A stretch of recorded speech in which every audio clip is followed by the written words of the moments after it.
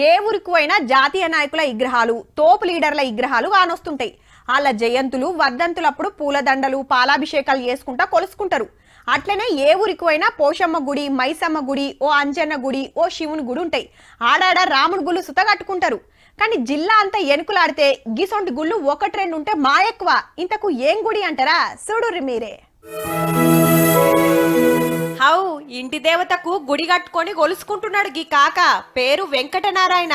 వరంగల్ జిల్లా బుధారావుపేట. 30 ఏండ్లకు మీదనే కలిసిమెలిసి ఉండి నిరుడు గుండెపోటుతోని కాలం చేసిందట. ఎప్పటికి మర్చిపోకుంటుండాలని తెనాలిలా విగ్రహం చేపించి మొన్న బేస్తారం నాడు అక్క చెల్లెండ్లు, వదిన మర్దన్లు, బామ్మర్దులను పిలుచుకొని పొలం కాడ గిట్ల నిలబెట్టుకున్నారు.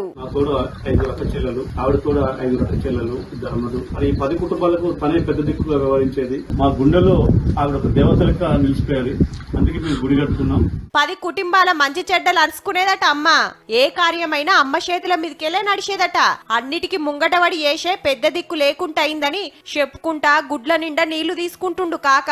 ఇక ఇంటోళ్ళందరూ అమ్మని తలుసుకొని విగ్రహాన్ని అమరించుకొని ఒక ఏడుపు కాదు, కానీ కాలం చేసిన పదొద్దులకు అన్ని మర్చిపోయి మళ్ళా ఎవ్వల బతుకు వాళ్ళు బతికే జమానా నడుస్తున్నాయాళ్ళ.